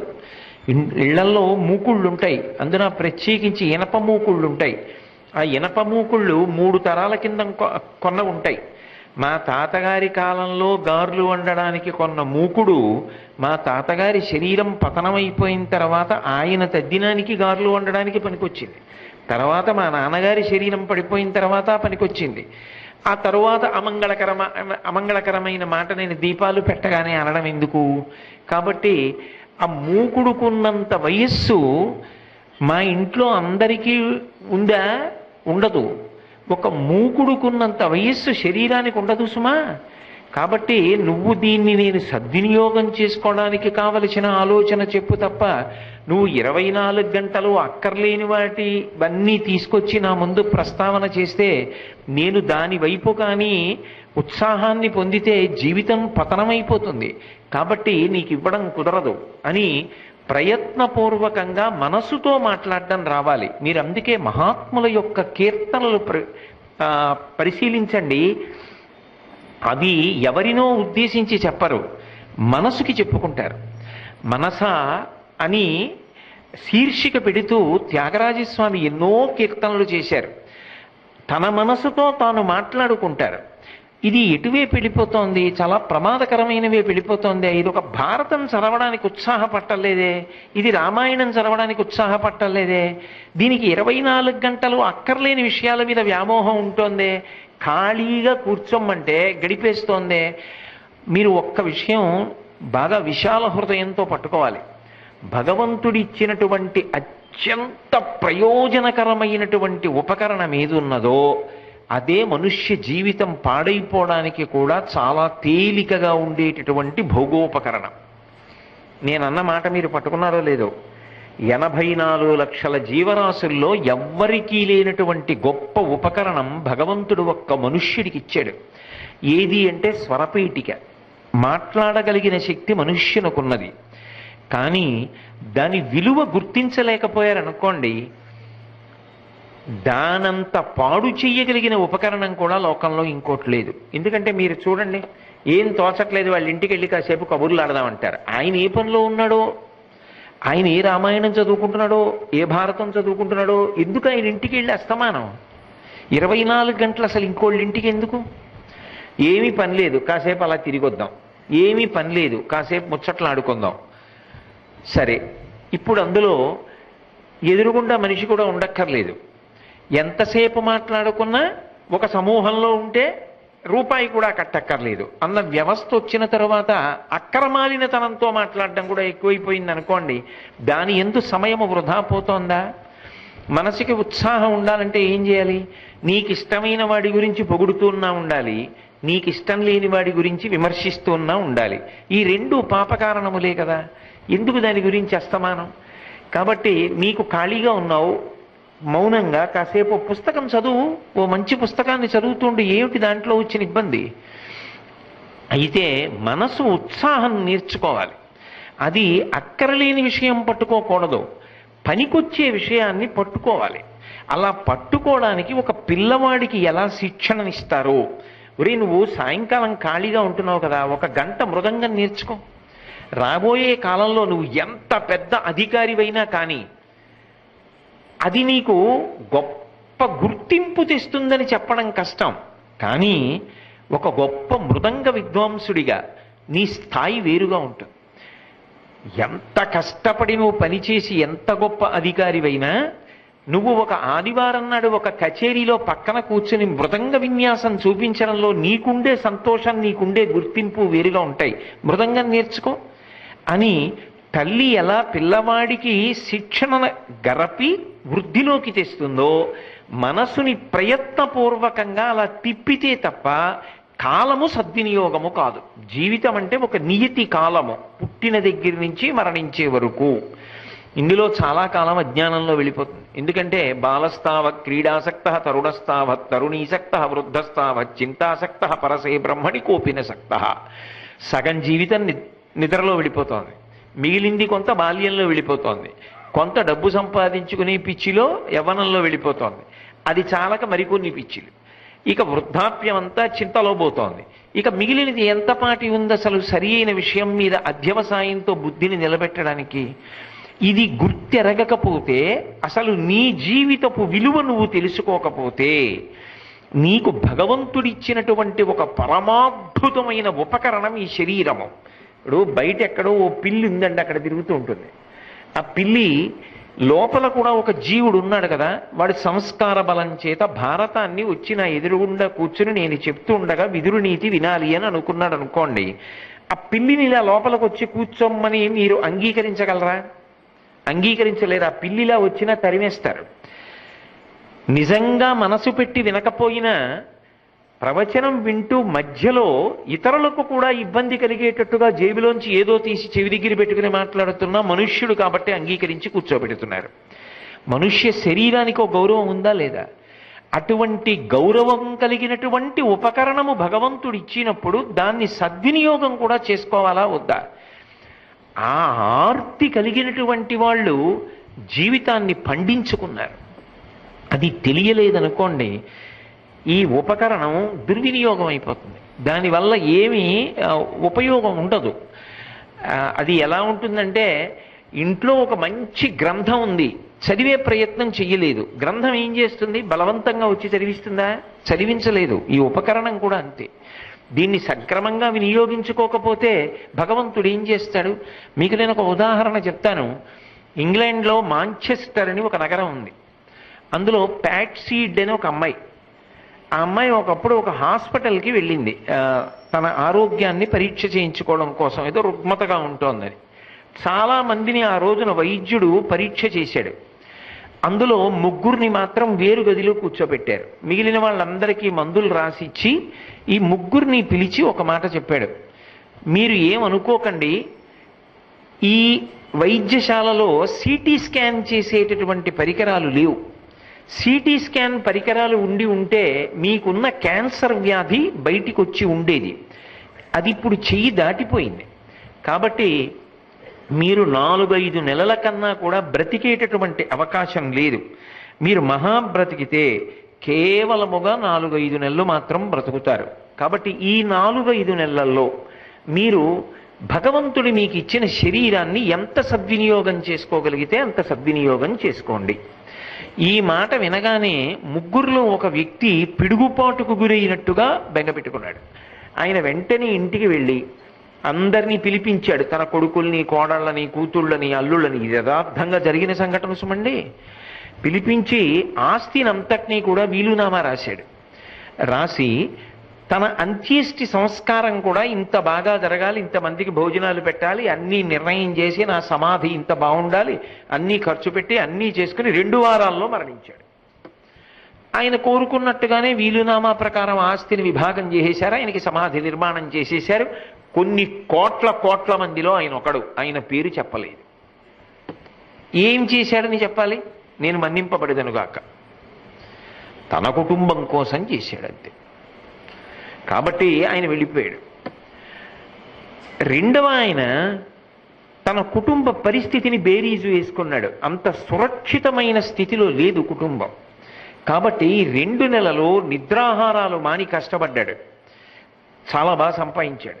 సంపాదించి బిడ్డలందరికీ కూడా నేను ఎంతకాలం ఉంటానో తెలియదు, మీకు విభాగం చేసి ఇస్తానని తృప్తి పొందాడు. తన వాళ్ళందరికీ కూడా చెందవలసిన దానికన్నా ఎక్కువ సంపాదించి ఇచ్చేశాడు ఆ 2-3 నెలల్లో. ఆయన కూడా కన్ను మూసేశాడు. ప్యాట్సీడ్ అనబడేటటువంటి ఒక అమ్మాయి, ఆ అమ్మాయి ఏం చేసిందంటే బయటికి వెళ్ళిపోయి లోపలికి వచ్చింది. మళ్ళీ వైద్యశాలలోకి వచ్చి ఈ సిటీ స్కాన్ పరికరాలు మీ వైద్యశాలలో ఎందుకు లేవని అడిగింది. అవి 5 లక్షల పౌండ్ల ఖర్చు అవుతుంది, మా వైద్యశాలకంత స్తోమత లేదు అని. నేను 5-6 నెలలు బ్రతుకుతానని అంటున్నారు కదా, నేను ఇవాల్టి నుంచి నాలా ఎవరూ మరణించకుండా ఇదే పనిగా పెట్టుకుని కనపడ్డ వాళ్ళందరి దగ్గరికి వెళ్ళి విరాళం అడుగుతాను. అడిగి 5 లక్షల పౌండ్లు నేను మరణించే లోపల సేకరించి మీకు ఇస్తా, మీరు సిటీ స్కాన్ పరికరాలు కొని వైద్యశాలలో పెట్టండి అని ఆమె తనకు కనపడిన వాళ్ళందరి దగ్గరికి పరిచయం ఉన్నా లేకపోయినా కూడా వెళ్ళి క్యాన్సర్తో చాలా అనుకోని స్థితిలో కర్తవ్యాలు పూర్తి చేయకుండా వెళ్ళిపోయిన వాళ్ళ కుటుంబాలు ఎంత బాధపడతాయో చెప్పి ఆదుకోవడానికి సిటీ స్కాన్ పరికరాలు ఒక వైద్యశాలలో ఉంటే ఒక వ్యక్తి జీవితం ఎలా కొనసాగింపబడుతుందో నచ్చచెప్పి అందరి దగ్గర విరాళాలు వసూలు చేసింది. ఎంత వసూలు చేసిందో తెలుసా ఆవిడ? 13,50,000 పౌండ్లు వసూలు చేసింది. వసూలు చేసి ఆమె సిటీ స్కాన్ పరికరాలు కాదు, ఇంగ్లాండ్లో మాంచెస్టర్లో ఆ వైద్యశాలకి క్యాన్సర్కి ప్రత్యేకంగా ఒక కొత్త వైద్యశాల కట్టింది. కట్టి ఆమె 8 సంవత్సరములు ఆత్మబలంతో బ్రతికింది. ఎందుకంటే ఆమెకు ఆ బ్రతకడంలో ఒక తృప్తి కలిగింది. నా బ్రతుకు నా కొరకు కాదు, నా బ్రతుకు నా వారన్న వారి కొరకు కాదు, నా బ్రతుకు సమాజము కొరకు, ఇంతమంది హితానికి బతుకుతున్నాను. నేను 1 గంట బతికితే 10 మంది బతకడానికి నేను 100 పౌండ్లు సంపాదిస్తాను అని తిరుగుతూ ఉండడంలో ఆమె ఆత్మబలాన్ని పొందింది. తన రోగాన్ని మరిచిపోయి తిరగడంలో 8 ఏళ్లు బ్రతికి ఆమె క్యాన్సర్ వలన కాదు సహజంగా మరణించింది.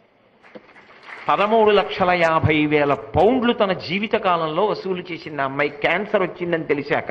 ప్యాట్సీడ్ అంటే ఒక వ్యక్తి జీవిత కాలాన్ని సద్వినియోగం చేసుకోవాలి, నేనేదో సాధించాలి అన్న ఒక లక్ష్యం ఉందనుకోండి. లక్ష్యము ఇంధనం, ప్రయత్నం అగ్నిహోత్రం. ఇంధనం అగ్ని కలిస్తే కదా మండడం. అసలు జీవితంలో ఒక లక్ష్యం ఉండాలి, అది ఏదైనా కావచ్చు. ఏదో ఒక మంచి పనికి నేను తోడ్పడతాను, సమాజ హితము కొరకు, సమాజ వికసనము కొరకు నేను ఏదో ఒక్క మంచి పని కోసం ఇవాల్టి నుంచి నా జీవితాన్ని అంకితం చేస్తాను, ఎంతో కొంత సమయం వెచ్చిస్తాను. ఆ వెచ్చించడం కోసం 1 గంట వెచ్చించాలంటే దానికోసం ఇంకో 2 గంటలు త్రికరణ శుద్ధిగా కష్టపడతాను. ఏదో ఒకటి చెయ్యొచ్చు. చెయ్యలేకపోవడం అన్నది మాత్రం ఉండదు. ఏదో ఒకటి చెయ్యొచ్చు మనిషి. ఇటు తిరిగి లక్ష్యం ఉండాలంతే. కాదు కోట్ల మందిలో ఒకరిలా బ్రతికేస్తాను అనుకుంటే ఏ లక్ష్యం లేకపోతే ఎంతసేపు శరీరాన్ని ఆరోగ్యంగా ఉంచుతారు. తినేది ఎందుకు? ఆరోగ్యంగా ఉండడానికి. ఆరోగ్యంగా ఉండేది ఎందుకు? పడుకోవడానికి. పడుకునేది ఎందుకు? మరునాడు లేవడానికి. లేచేది ఎందుకు? వ్యాయామం చేయడానికి. వ్యాయామం చేస్తే ఆకలి వేయాలి. ఆకలి వేస్తే అన్నం తినాలి. అన్నం తింటే పడుకోవాలి. పడుకున్న తర్వాత లేవాలి. ఏం చేస్తావు? ఎవరికి ప్రయోజనం ఆ జీవితం? సరే, మీ కుటుంబంలో వాళ్ళు సంతోషిస్తున్నారు, నేను కాదన్న తక్కువ మాట్లాడను. కానీ ఆ జీవితానికి ఒక ప్రయోజనం ఉండాలా? ఎవరో ఒకళ్ళు సంతోషించాలా? ఆ భగవంతుడిచ్చినటువంటి ఆయుర్దాయము వలన సమాజమునకు ఏదో హితం కలగాలి కదా. ఎంతకాలం నా పిల్లలు, నా తల్లి, నా తండ్రి, నా భార్య అక్కడికే పరిమితం అవుతావు? ఎప్పటికి నీ కుటుంబం విస్తరిస్తుంది? నీ వలన 10 మందికి ప్రయోజనం ఎప్పుడు కలగాలి మరి? అంటే ఆ లక్ష్యము వైపుకి అడుగు పడగలిగితే ఏదైనా సాధించగలడు. స్వామి వివేకానంద ఒక మాట చెప్తుండేవారు. తిత్తిభము అని ఒక పిట్ట, అది చాలా చిన్న పిట్ట, లకుముకి పిట్ట లాగా. ఆ తిత్తిభ పిట్ట ఒక మగపిట్టతో కలిసి కాపురం చేస్తుండేది ఓ సముద్రపుటుడున. అది గుడ్లు పెడుతుండేది సముద్రపుటుడున ఇసుకలో. సముద్ర తరంగములు వచ్చి ఈ ఇసుకలో పెట్టిన గుడ్లు పట్టుకెళ్ళిపోతుండేవి. పోను అది మార్చచ్చగా. అది పెంకితనంగా అక్కడే గుడ్లెట్టేది. సముద్రం పట్టుకుపోయేది. 2-3 మాటలు చూసింది. ఏమిటి నీ తెంపరితనం? నేను గుడ్లు పెడతాను, నువ్వు పట్టుకుపోతావు. సముద్రం లేకుండా చేస్తాను. ఏం గుడ్లు వదిలిపెట్టలేవా అని సముద్రాన్ని కప్పెట్టేద్దాం నువ్వు నేను అని చెప్పి అది భార్య కలిసి సముద్రంలోకే వెళ్ళి రెక్కలు తడి చేసుకోవడం, కాస్త ఇసుక అంటించుకోవడం, సముద్రంలో చల్లుతూ ఉండడం. మిగిలిన తిత్తిభాలు చూసేయి. ఏమిటి ఆ పని అని అడిగాయి. అది నా గుడ్లు ఎత్తుకుపోయింది, నేను సముద్రాన్ని కప్పెట్టేస్తాను, రూపు లేకుండా చేసేస్తాను. మిగిలిన పక్షులు ముందు నవ్వేయి, కానీ అది పడుతున్న కష్టం, దాని లక్ష్యశుద్ధి చూసేయి. మిగిలిన తిత్తిభ పక్షులన్నీ బయలుదేరాయి. అరే మన పక్షి జాతిరా అని మిగిలిన పక్షులన్నీ బయలుదేరాయి. ఒకప్పుడు పక్షులన్నీ ఏం చేస్తున్నాయంటే సముద్రాన్ని కప్పెడుతున్నాయి ఇసుకతో అని తెలిసింది గరుత్మంతుడికి. ఆయన కూడా బయలుదేరి వచ్చాడు. వచ్చి ఆతతపక్షమారుతవ్రేకంపిత ఘూర్ణితాచల వ్రాత మహర్ణ ఉండు అని కదూ నన్నయ్య గారి వర్ణన. ఆయన తన రెక్కలల్లారుస్తూ పెద్ద పెద్ద పర్వతాలు ఎదిచి పారేయడం మొదలెట్టాడు. శ్రీ మహావిష్ణువుకి ఎందుకో అవసరం వచ్చింది, ఏది వాహనం ఏదన్నాడు. ఏమిటో ఈ మధ్య సముద్రానికి వెళ్ళి ఆయన ఏమిటో కొండలవి పడేస్తున్నాడు అన్నాడు. శ్రీ మహావిష్ణువే బయలుదేరి వచ్చారు. ఏమి గరుత్మంతుడా, ఏమిటి ఈ పని, ఎందుకు మీ అందరూ ఈ పక్షి జాతి అంతా ఏమిటి సముద్రం మీద అలా పడున్నారన్నది. అయితే ఇదిగో ఈ తిత్తిభం యొక్క గుడ్లు సముద్రుడు ఎత్తుకుపోయాడు. దాంతో కోపం వచ్చి మేమందరం సముద్రాన్ని కప్పెట్టేస్తున్నాం. ఎప్పటికి కప్పెడతారు? ఎప్పటికి కప్పెడతామో, మా ప్రయత్నం మాత్రం ఆపం. ఎప్పటికో అప్పటికి కప్పెడిపోతుంది. చూసారా, ఏదో అంటారు drops of water make a big ocean అని. అలా నీటి బిందువులు కలిస్తే మహాసముద్రం. మేమందరం ప్రయత్నం చేస్తున్నాం. శ్రీ మహావిష్ణువు ఆశ్చర్యపోయారు. మీ సంకల్ప శుద్ధి చాలా గొప్పది, ఎంత గొప్ప ప్రయత్నం చేస్తున్నారు అని సముద్రుణ్ణి పిలిచారు. ఆ తిత్తిభం యొక్క గుడ్లు ఇచ్చేసేయమన్నారు. దాని గుడ్లు ఇచ్చేసేది. ఇక్కడ ఉంచకు, అది సముద్ర లక్షణం, తీసుకెళ్లి చక్కగా వేరే చోట పెట్టుకుని పొదిగి పిల్లల్ని చేసుకో అని సముద్రుడికి తిత్తిభానికి సంధి చేశారు. పక్షులన్నీ సంతోషంగా వెళ్ళిపోయి. ఏదైనా సముద్రుణ్ణి పిలిపించి సముద్రంలోకి వెళ్ళిపోయిన గుడ్లు తెచ్చుకుందా లేదా ఓ తిత్తిభం?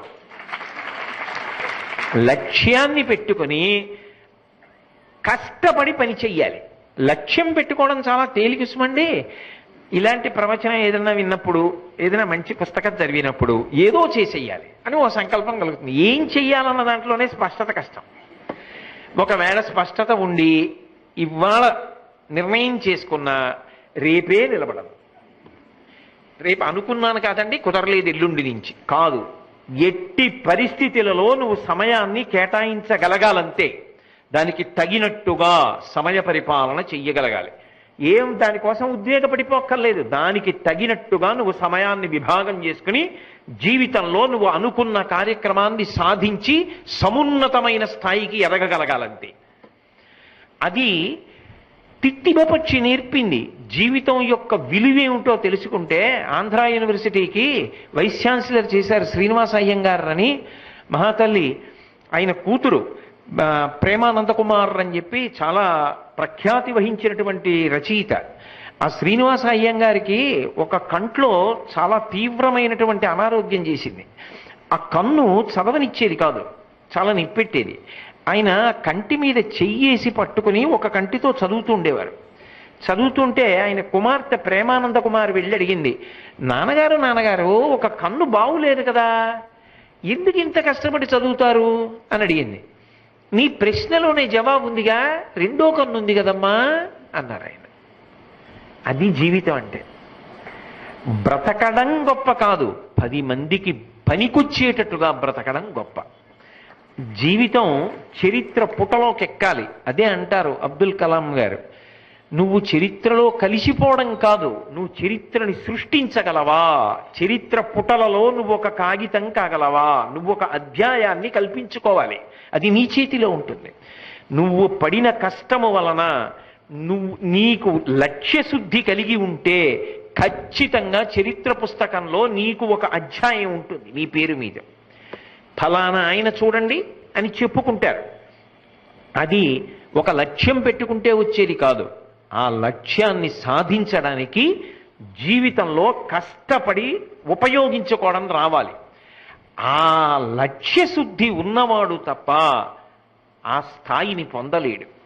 జీవితాన్ని సక్రమంగా వాడుకోకుండా గడిచిపోతోంది కదా అని 24 గంటలు వినోదంతో, 24 గంటలు ఇంద్రియముల యొక్క చాపల్యంతో గడిపేసిన వాడు జీవితంలో సమున్నతమైన స్థానమును పొందలేడు. సరిగదా, జీవిత విలువ తెలుసుకోలేనివాడు భగవంతుని యొక్క అనుగ్రహమునకు కూడా పాత్రుడు కాలేడు.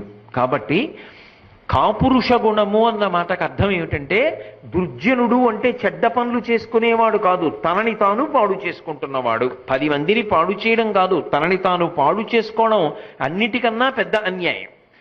తనని తాను పాడు చేసుకునేటటువంటి లక్షణములు ఏ ఉంటాయో వాటిని విదురుడు చెప్పాడు. ఎంత మహానుభావుడు నిజంగా! ఇంకా ఇంతకన్నా